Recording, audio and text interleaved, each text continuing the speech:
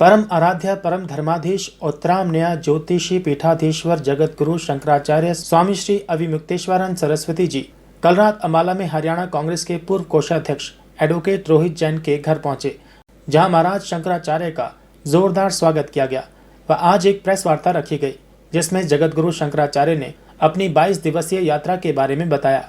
उनकी इस यात्रा का उद्देश्य लोगों की समस्याओं को समझना और समाधान करना है। उनका एक केंद्र अम्बाला में भी स्थापित हो चुका है। उनकी इस यात्रा का समापन चंडीगढ़ पहुंचकर होगा और वहां आयोजित कार्यक्रम में इस यात्रा के अनुभव को भी सभी के साथ साझा करेंगे। इस प्रेस वार्ता में गौवंश, राम मंदिर, लोकतंत्र, हिंदू राष्ट्र, धर्मनिरपेक्ष, आरएसएस सहित तमाम महत्वपूर्ण मुद्दों पर जगत गुरु शंकराचार्य ने अपनी राय रखी और ज्वलंत मुद्दों को उठाया। आपके हरियाणा प्रदेश के नाम में सीधे भगवान श्री हरि का नाम था और पीछे भी आना आना शब्द हमारे मस्तिष्क में गूंजने लगा, तो हमको लगा कि हरियाणा में हरि बुला रहे हैं, चलना चाहिए।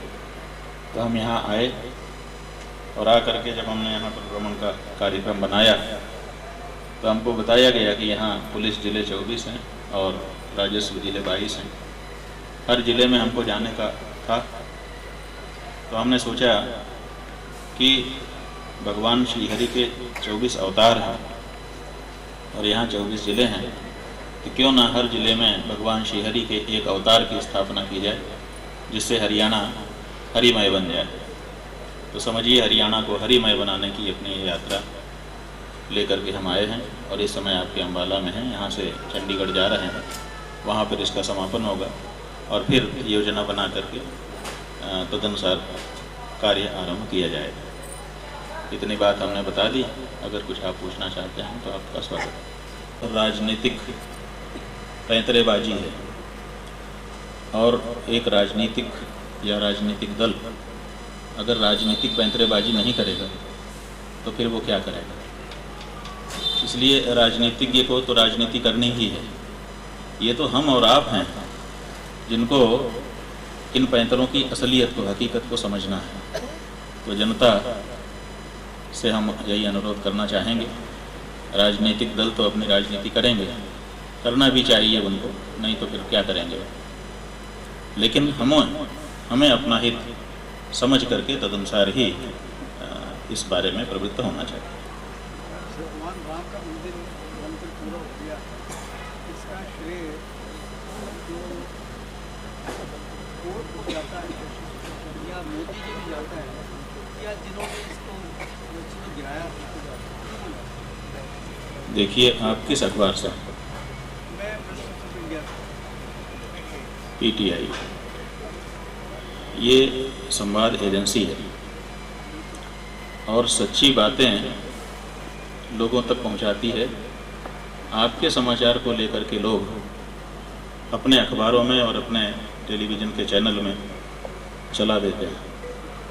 इसलिए आपकी बड़ी जिम्मेदारी है कि थोड़ी सी भी गलत खबर आगे नहीं बढ़नी चाहिए।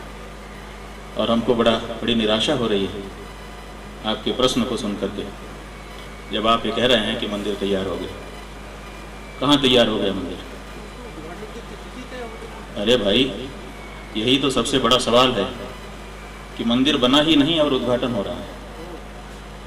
अभी मंदिर तैयार नहीं हुआ और उद्घाटन हो रहा है। यह सी बात, शास्त्र की बात है, लेकिन अभी मंदिर तैयार नहीं हुआ है और अगर प्रतिष्ठा की कोई तारीख बताई जा रही है तो ये कहाँ तक उचित है। देखिए, जो नासूर है, असल में नासूर वो हमको तकलीफ देता है, लेकिन जब हम उस नासूर की दवा करते हैं तो नासूर को तकलीफ होने लग जाती है। समझे नहीं बात है? माने जो हमारे लिए नासूर है, हमारे द्वारा उसका निराकरण करने के लिए किया जाना वाला जो उपाय है वो उसके लिए नासूर है। तो जो दुष्ट लोग हैं उनके लिए तो ये जो अच्छे मार्ग के बताने वाले लोग हैं, ये सब नासूर ही हैं। कोई असुर प्रवृत्ति का व्यक्ति हमें आपको क्यों पसंद करेगा? वो तो हमारी आलोचना करेगा। तो इससे ऐसा कहने वाले की प्रवृत्ति का, प्रकृति का पता चलता है कि वो किस प्रवृत्ति है। देखिए, सरकार तो तब सोचती है जब उसके नाक में कोई दम कर दे। किसी के अंदर इतनी ताकत हो, चाहे वो जनता हो, चाहे संस्था हो, चाहे लोग हों, अगर उनके अंदर इतनी ताकत है कि सब बातों को पीछे छोड़ करके इस विषय को प्रायोरिटी में ला देंगे, तो कोई भी राजनीतिक दल नहीं है जो मना कर सके। लेकिन समस्या यही है कि हम लोग इतना प्रायोरिटी में, प्राथमिकता में विषय को ला नहीं पाते हैं और इसीलिए बातें पीछे चली जाती हैं। अगर गाय के प्रश्न को प्रायोरिटी में लाया जाएगा तो हर राजनीतिक दल को करना पड़ेगा, क्योंकि भारत के बहुसंख्य लोग गौ हत्या नहीं चाहते हैं। अगर भारत में बहुमत की सरकारें हैं, जैसा कि दावा किया जाता है, खोखला दावा है, जैसा कि दावा किया जाता है कि भारत में बहुमत की सरकारें बनती हैं, अगर बहुमत की सरकारें बनी होती तो कब की गौ हत्या बंद हो जाती, क्योंकि भारत का बहुमत चाहता है कि गाय का एक बूंद रक्त हमारी धरती पे ना गिरे। लेकिन फिर भी गौ हत्या हो रही है। इसका मतलब है कि यह सरकारें बहुमत की अनदेखी करके बनती हैं। देखिए, धार्मिक लोगों की जो शक्ति है, उस शक्ति के आधार पर वो गौशालाएं चला रहे हैं और गायों की सेवा भी कर रहे हैं। गायों के बारे में जो आवश्यक है सब कुछ कर रहे हैं, लेकिन उनकी शक्ति सीमित है। सारी शक्तियों को इस समय की सरकारों ने अपने हाथ में ले लिया। आप देखिए, जब आपके देश में राजतंत्र था तब धर्माचार्य को धर्मस्व वसूलने का अधिकार था। आपका जो शंकराचार्य आपके सामने बैठा है, जब तक भारत में राजतंत्र था, हम जनता से सीधे धार्मिक कर स्वयं लेते थे और धार्मिक की व्यवस्था बनाते थे। आज हमारी सरकारों, जो नई सरकार आई है इस समय की, आज़ादी के बाद की, उसने हमारे इस अधिकार को सस्पेंड कर दिया। अब हम सीधे धर्मस्व नहीं ले सकते जनता से, और वो धर्मस्व लिया जाता है और वो सरकार के खजाने में जाता है और सरकार उसका अनाप शनाप उपयोग करती है। जिन कामों में किया जाना चाहिए उसमें नहीं करती है। तो ये तो जब हमारे अधिकार उन्होंने ले लिए हैं तो उनका दायित्व तो बनता है कि वो उसको पूरा भी करें, या तो फिर हमारे अधिकार पुनः बहाल कर दें। हम कर देंगे, बिल्कुल करके दिखा देंगे। हमने लाखों वर्षों से किया है, आज की बात थोड़े है। क्या लगता है, मिलेगा अधिकार? देखिए, अगर हम सचेष्ट होंगे, हम ही नहीं, कोई भी व्यक्ति अगर अपने अधिकारों के प्रति सचेष्ट होता है तो वो लेके ही छोड़ता है। अगर हम सचेष्ट होंगे तो जरूर हमारे अधिकार हमारे पास आएंगे, आज नहीं तो कल।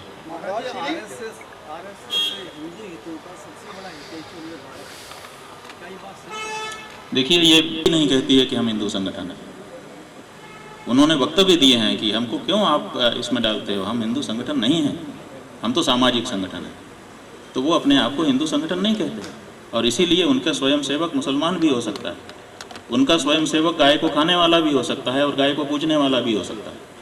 आरएसएस के जो वो एक पदाधिकारी हैं, उन्होंने वक्तव्य दिया था कि उत्तर पूर्व में हमारे जो स्वयंसेवक हैं वो गौ मांस खाते हैं, हम किसी के खाने पीने पर रोक नहीं लगाते। तो वो हिंदू संगठन होता तो गाय को खाने वाले को अपने संगठन में सम्मिलित नहीं कर सकता था, क्योंकि गाय को पूजने वाला और गाय को खाने वाला एक साथ नहीं बैठ सकता। लेकिन उनके यहाँ बैठता है इस, और उन्होंने ये कहा भी है कि हम हिंदू संगठन नहीं हैं। तो इस बात को स्पष्ट समझना चाहिए। ये आपके मन में धारणा बनी हुई है कि वो हिंदू संगठन है।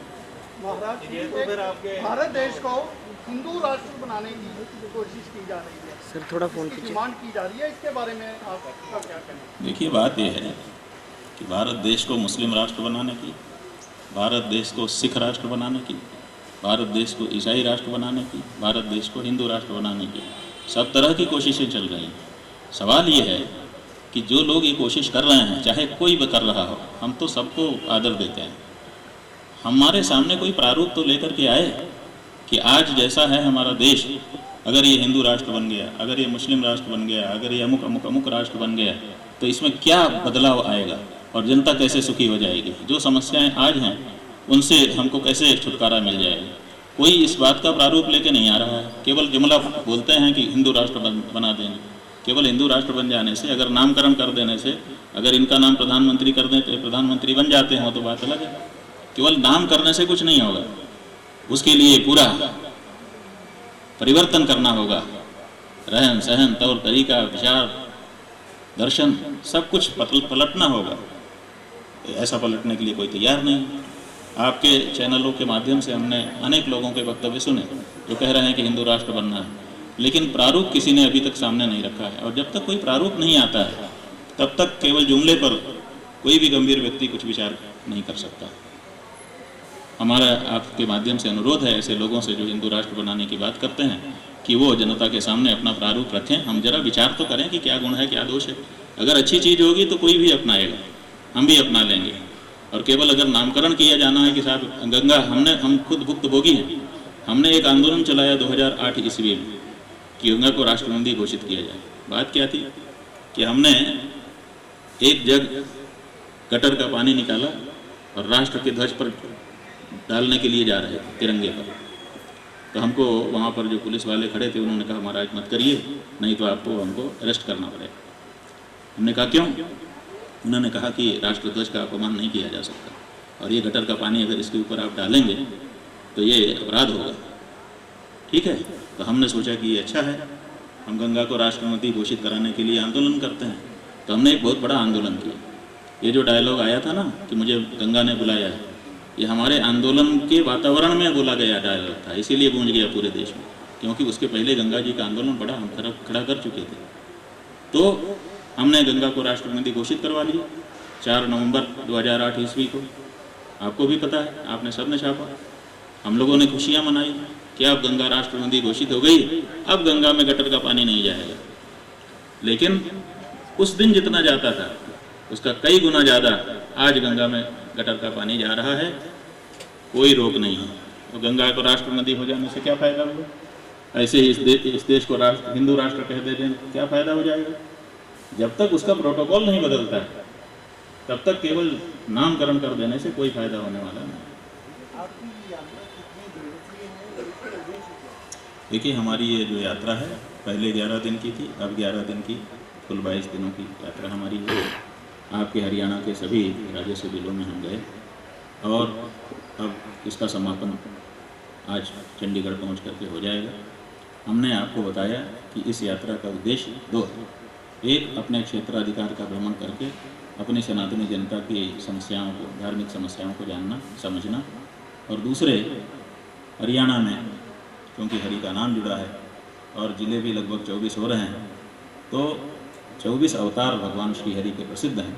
तो हमारी इच्छा है कि हरियाणा को हरिमय बनाया जाए, क्योंकि जहाँ भगवान रहते हैं, भगवान का पूजन अर्चन होता है, वहाँ पे सुख समृद्धि होती है। तो हरियाणा को सुखी, समृद्ध और उत्तम स्थान प्रदान करने के लिए हमारे मन में आध्यात्मिक योजना आई है और उस योजना को क्रियान्वित करना भी इस यात्रा का उद्देश्य है। खराब नहीं है।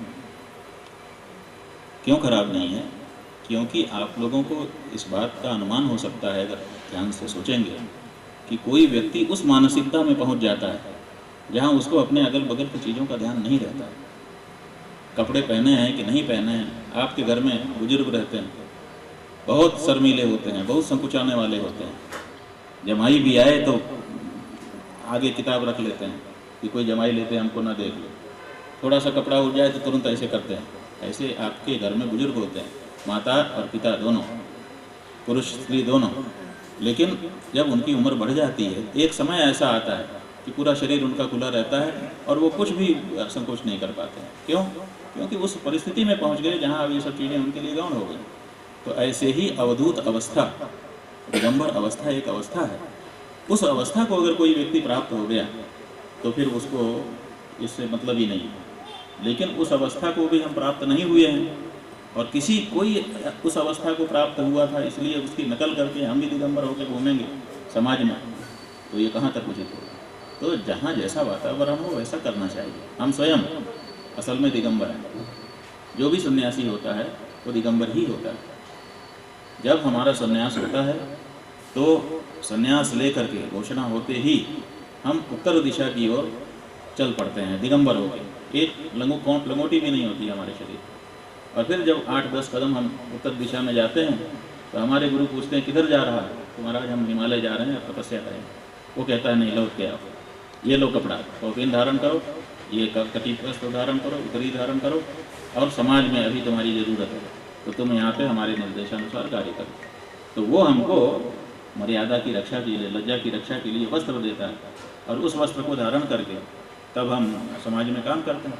अगर हमको हिमालय में जाके रहना है तो हम दिगंबर रहें, क्या दिक्कत है? लेकिन अगर हमको समाज में रहना है, आपके अम्बाला सिटी में हमको काम करना है, तो हमको तो लज्जा का रक्षण करते हुए अपना भी संकोच बचाते हुए और दूसरों का संकोच बताते हुए ही काम करना पड़ेगा। तो इसलिए किसी भी शहर में अगर कोई ऐसे घूम रहा है, अपने वातावरण में कुछ भी करो, लेकिन विपरीत वातावरण में तो मर्यादा की रक्षा करते हुए चलना चाहिए, ऐसा हमारा कहना है। तो केंद्र स्थापित कर रहे हैं आप? हाँ जी, तो केंद्र स्थापित कर रहे हैं जी हो गया। अब आज आपसे बात हो रही है, अब शुरुआत हो गई हमारे काम की आपके अम्बाला में। अब बार बार मिलेंगे हम आपसे, कुछ न कुछ कॉमन मिनिमम प्रोग्राम बना लेंगे और आपसे हमारी आपसे बात होने लगेगी और कुछ न कुछ काम होने लगेगा। हम तो आते रहेंगे जी। एक पर्ची वाले बाबा, स्वागत है आपका। ठीक है जी, नहीं हम जरूर यहाँ आते रहेंगे। एक पर्ची वाले बाबा भी हैं जो दूसरों का भविष्य जानने की बात करते हैं, 3 क्वेश्चन की बात करते हैं, वो भी हिंदू राष्ट्र बनाने की बात करते हैं। क्या कुछ कहना चाहेंगे? देखिए, किसी का नाम लेकर के हम कुछ नहीं कह सकते, चाहे व्यक्ति हो चाहे संस्था हो। हम तो सिद्धांत की बात कह सकते हैं और सिद्धांत के रूप में हमारा यही अध्ययन है, यही गुरुओं से हमारी सुनी हुई बात है और हमारा स्वयं का भी अनुभव है कि जादू की छड़ी लेकर के कोई नहीं चल रहा है। किसी के हाथ में जादू की छड़ी नहीं है कि घुमा दे तो ऐसा हो जाए, है ना। सबको अस्पताल, जब बीमारी होती है तो अस्पताल जाना पड़ता है, पढ़ने के लिए विद्यालय में जाना पड़ता है, और भूख लगती है तो आपके खेतों में उगाया गया अन्न पका के खाना पड़ता है। कोई है किसी के पास चमत्कार? हम तो, हमारी तो वो बात प्रसिद्ध हो गई है आप लोगों के माध्यम से। जब हमसे बिलासपुर में पूछा गया था पत्रकारों के द्वारा चमत्कार के बारे में, तो उस समय हमारे जोशी मठ में दरारें आ रही थी बहुत बड़ी बड़ी। तो हमने कहा था कि किसी भी धर्म के, किसी भी तरह के कोई भी चमत्कारी अगर हैं तो हम उनको स्वागत करना चाहेंगे जोशी मठ में आकर। हमारी दरारें जो इस समय घबराहट का कारण बनी हुई हैं लोगों को, उनको भर दें। कोई तो नहीं आया पूरे देश से और पूरे विश्व से, कहाँ है चमत्कारी लोग? अगर ऐसी चमत्कारी नहीं है तो फिर केवल मजमा लगा करके लोगों को, हम तो समझते हैं कि इस तरह का काम जो करे अवैज्ञानिक, बिना किसी सिद्धांत का, उसके ऊपर जनता को ठगने का मुकदमा किया जाना चाहिए। ये हक किसी को नहीं है कि वो किसी को आशा पकड़ा दे और फिर आशा चूर चूर हो जाए। अगर आप किसी को आशा पकड़ाते हो तो उसकी आशा को पूरी करो। गुरुजी, ये अध्यक्ष एक चुनाव के दिनों में ये नारा बहुत गूंजता है कि हिंदू खतरे में है, इसके बारे में आपके क्या विचार है?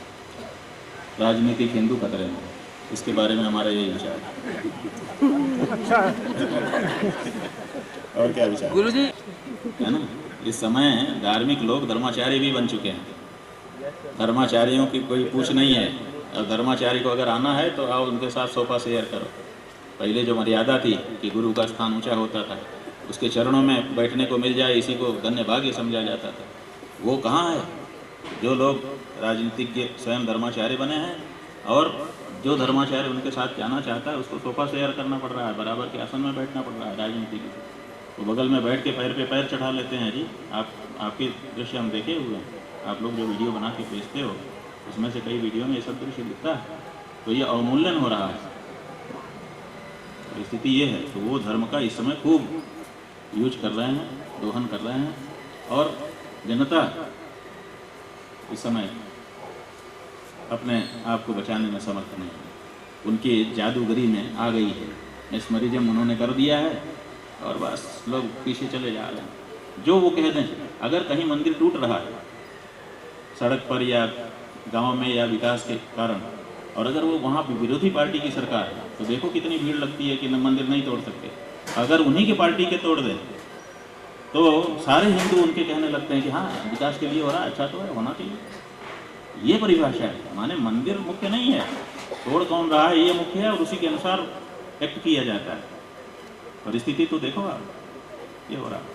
सर, हिंदू को 1000 साल से तो कुछ खतरा नहीं था, आपको कौन सा खतरा? हमने बता दिया, हिंदू को ना 1000 साल पहले खतरा था ना 1000 साल बाद खतरा होगा। जो सिद्धांत की वस्तुएं होती हैं उनको कभी खतरा नहीं होता, वो अमर होती हैं, सदा सदा के लिए होती हैं। अगर सिद्धांत है तो सदा के लिए नहीं है तो फिर क्या फायदा?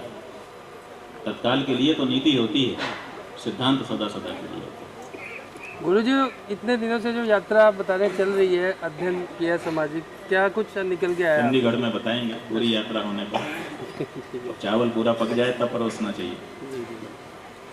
चंडीगढ़ में हम बताएंगे हमारे जो अनुभव आपके हरियाणा के रहे हैं, वहाँ पे उसका मौका होगा वहाँ बताएंगे। और गुरु जी, बताइए। गौ माता जी के साथ निरादर हो रहा है, जैसे गौएं मोमजामा खा रही हैं, दर दर की ठोकरें खा रही हैं, इसके लिए कुछ संदेश आप देना चाहते हैं खासतौर पर आज हमारे चैनल? देखिए, आप अच्छी बात कह रहे हैं। या तो माता मत कहो, और कहते हो तो ये दृश्य देख करके आगे मत बढ़ो, तत्काल इस बारे में कुछ ना कुछ कार्रवाई करो, तब तो हम तुमको सच्चा समझें, और नहीं तो फिर दिखावटी हिंदू हम तुमको मानेंगे। सरकार फेल हुई है।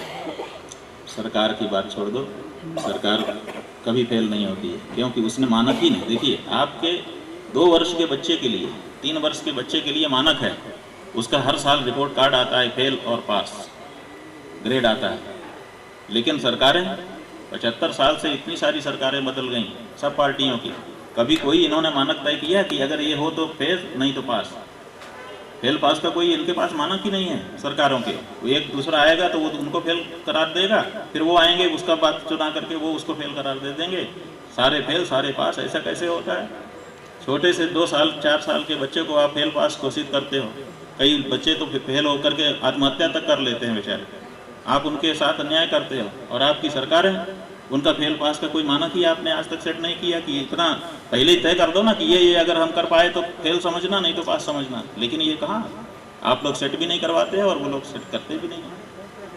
ये मानक जनता तय करे कि बोलो ये चीज़ कर दोगे तो हम तुमको पास समझेंगे, नहीं तो फेल कर देंगे। जनता के पास सब अधिकार है, लेकिन जनता करती ही नहीं। हाँ जी, हाँ, संतों के पास ये अधिकार नहीं है। संतों के पास ये अधिकार है, था, आज तो वो भी सस्पेंड है इस समय। संतों के पास ये अधिकार था, इसीलिए संतों को महाराज शब्द से कहा जाता था। आप लोग हम अपना नाम बताएंगे, जैसे ही आप बोलोगे तो महाराज लगा के बोलोगे। आप जानते हो क्यों बोलते हो ऐसा? क्योंकि हम राजा के ऊपर थे, राजा राज करता रहता था। जब वो उसके कदम भटकने लगते थे तो हम पहुंच जाते थे, ए भाई गड़बड़ हो रहा है, ये नहीं कर सकते हो तुम। तो हम राजा को मार्गदर्शक थे, इसीलिए महाराजा कहे जाते थे। अब राजा कौन सुनता है? भाई भटक रहे हैं, लेकिन वो सुनने को तैयार नहीं। क्यों? क्योंकि वो कहते हैं कि हम जनता से चुने गए हैं, आप कौन होते हैं? पहले ऐसा नहीं था, पहले हम उनका अभिषेक करते थे। जो धर्माचार्य होता था वो राजा के पास जाके उसका अभिषेक करता था, गद्दी पे बैठाता था। फिर राजा घोषणा करता था कि अब मैं दंड देने वाला हो गया, खबरदार जो कोई गड़बड़ करे। दंड देने वाला हो गया, इसका मतलब अब मैं अदंड हूँ। तब उस समय वो जो सिंगोल है ना, जिसको अभी आप लोग चर्चा में लेके आए, वो राजदंड है। उस दंड को जो धर्माचार्य होता था उसकी पीठ पे 3 बार ठोकता था, धर्मदंड्योसी, धर्मदंड्योसी, धर्मदंड्योसी। तुम अदंड नहीं हो, तुम भी दंड के भागी हो। गड़बड़ करोगे तो धर्म तुमको दंड देगा। ये पहले की व्यवस्था थी, तो हमको अधिकार थे। अब आपने हमारे अधिकार छोड़ दिए कि हाँ साहब धर्मनिरपेक्ष देश हैं। अब धर्मनिरपेक्ष में हिंदू धर्म की अवमानना करना ही वो हो गया कि आप साहब धर्मनिरपेक्ष हैं। तो परिस्थिति है, इसीलिए हम लोग सीधे आदेश नहीं कर सकते, अन्यथा हम तो करते। सर, युवा वर्ग डेमोक्रेसी के बारे में क्या है? देखिए, डेमोक्रेसी तो अच्छी चीज़ है। हमारा जो राजतंत्र था भारत का, हमारे राम राजा थे, तो एक एक व्यक्ति की बात सुनते थे। आप लोगों ने सुना है, प्रसिद्ध कथा है कि रात को भेष बदल के घूम रहे थे और एक धोबी अपने घर में अपनी पत्नी के बारे में कुछ कह रहा था और सीता जी का नाम ले दिया, और भगवान श्री राम ने उस पर भी संज्ञान लिया और संज्ञान लेकर के कार्रवाई की, जबकि रात में कह रहा था वो अपने घर में। कितना बड़ा लोकतंत्र था। जनता की इच्छा को, जनता की आकांक्षा को, जनता की धारणा को राजा संज्ञान लेता था। आज जनता को मूर्ख बनाने का तंत्र चला हुआ है। जनता को मूर्ख बनाने के तरीके खोज लिए गए हैं कि साहब आपके चुनी हुई सरकार है। कहाँ उसकी चुनी हुई सरकार? वो जानती क्या है? चुनने का अधिकार किसको होता है? आप अगर अभी नौकरी देना चाहेंगे किसी को तो एक्सपर्ट को बुलाएंगे सिलेक्शन के लिए। कहीं पर भी बिना एक्सपर्ट के सिलेक्शन होता है क्या? चुनाव होता है? कई अभ्यर्थी होते हैं तो उसमें से पहले लिखित परीक्षा लो, फिर उसमें से फिर इंटरव्यू, साक्षात्कार होता है। साक्षात्कार लेने वाले एक्सपर्ट होते हैं। आप बताओ, जनता एक्सपर्ट है? तो जनता कैसे चुन सकती है? एक्सपर्ट चुन सकते हैं, लेकिन एक्सपर्ट को मौका ही नहीं। कितना ही बड़ा से बड़ा एक्सपर्ट हो वो, और आपके कितना ही गुंडा हो, बदमाश हो, हत्यारा हो, वो दोनों आपके बराबर हैं। एक हत्यारा, एक गुंडा, एक देश विरोधी, वो वोट देगा तो उसका भी एक वोट काउंट होगा, और आपका शंकराचार्य भी वोट देगा तो एक वोट काउंट होगा। ये कोई व्यवस्था है? भीड़ जो कह देगी वो सच हो जाएगा, विशेषज्ञ जो कहेगा वो सच होगा। यहाँ 1000 लोग हैं, अभी इनको टक्कर आके गिर जाएंगे तो लोग कहेंगे कौन डॉक्टर है, कौन डॉक्टर है। डॉक्टर की राय मान्य होगी, ये थोड़े कि भीड़ जो कह देगी वो मान्य हो जाएगा। तो ऐसे ही जहाँ पर सरकार चलाने के लिए योग्य व्यक्तियों का प्रश्न है, वहाँ पर विशेषज्ञों के द्वारा चयन किया जाना चाहिए कि ये व्यक्ति सक्षम है, इसका पास्ट ऐसा है, इसका फ्यूचर ऐसा है। ये सब जान करके होता है कि बस जिसने भी हमको शराब पिला दी, जिसने भी हमको दे दिया, जिसने भी हमको जात के नाम पे, धर्म के नाम पे, भाषा के नाम पे, इसके नाम पे, उसके नाम पे भड़का दिया, हम उसको वोट दे करके और कहते हैं हमने सरकार बनाई है। ये सच्चा लोकतंत्र नहीं।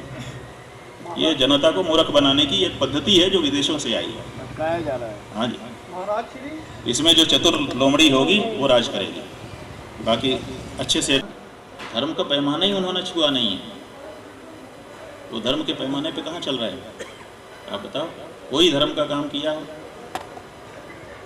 धर्म के मामलों में हस्तक्षेप करके धर्म का मामला और बिगाड़ रहे हैं वो लोग। गाय की रक्षा तो धर्म था ना, तो हमारी छोड़ देते हैं। गाय को कौन नहीं मानता आप बताओ?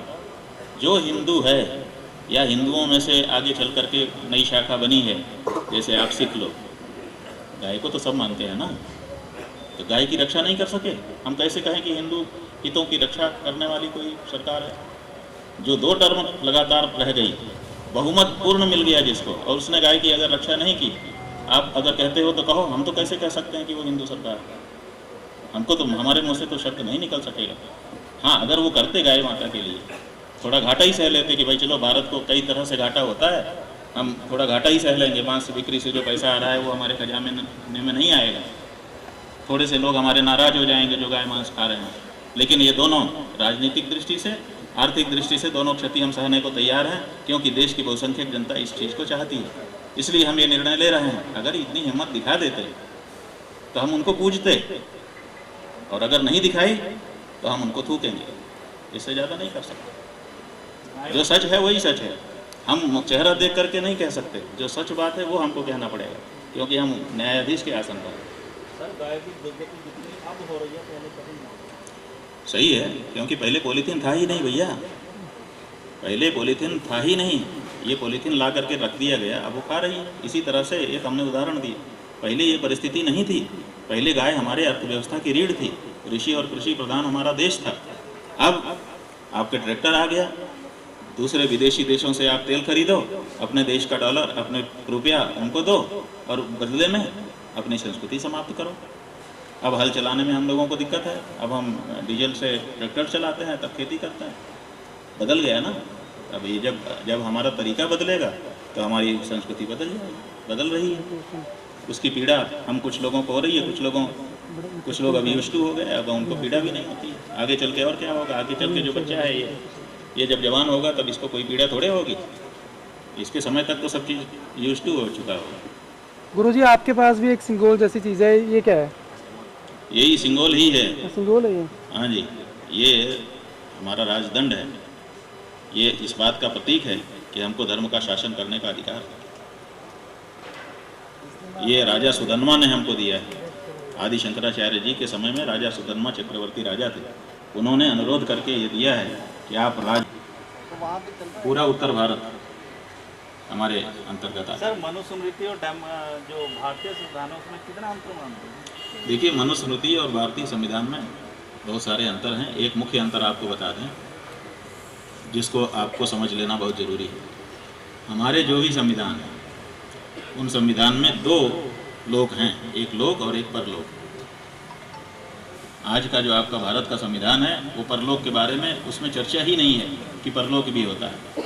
और हमारी और आपकी जो थ्योरी है वो लोक और परलोक दोनों पे आधारित है कि भैया लोक भी सुधारो, परलोक भी सुधारो। और यहाँ आपके आज के संविधान में परलोक की तो चर्चा ही नहीं है, सुधारने की क्या बात। बहुत बड़ा अंतर है, और इसी तरह के और बहुत सारे अंतर हैं। सबसे बड़ी बात तो यह है कि हमारी मनुस्मृति कहती है कि प्रत्येक बच्चे को जो आपके देश में जन्मे उसको शिक्षा का अधिकार है। और छोटी शिक्षा नहीं, प्राइमरी तक नहीं, पूर्ण शिक्षा का, माने जब तक वो पढ़ना चाहे तब तक उसको निःशुल्क पढ़ाइए। और पढ़ने वाले बच्चे को खाने का, पहनने का भी गुरु देगा। ये मनुस्मृति कहती है।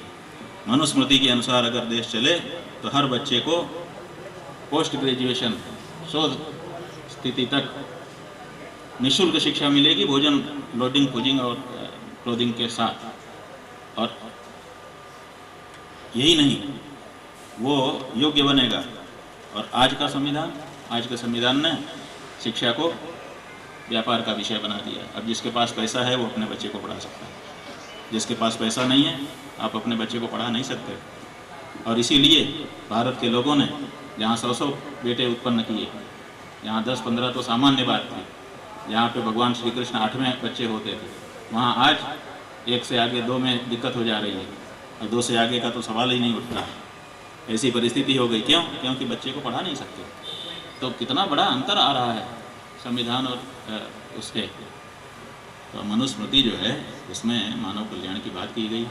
और मनु का जो संविधान है उसी ने तो हमको मानव बनाया, नहीं तो हम पशु थे। मनु से ही तो मानव शब्द बनता है।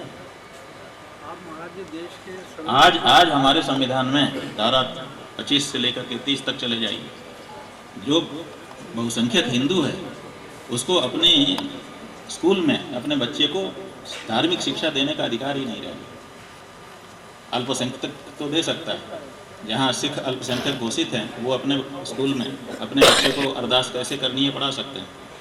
मुसलमान अपने मदरसे में नमाज कैसे पढ़नी है ये सिखा सकता है। ईसाई अपने कॉन्वेंट स्कूल में प्रेयर कैसे करनी है सिखा सकता है। लेकिन हम संध्या कैसे करनी है अपने बच्चे को अपने स्कूल में नहीं सिखा सकते जिसमें सरकारी ग्रांट मिल रही है। आप समझो तो हम हिंदुओं के साथ हमारा संविधान कितना अन्याय कर रहा है। 75 साल से अन्याय भोग रहे हैं जी, कब तक चुप रहेंगे? 100 साल के पहले तो खड़ा हो ही जाना है।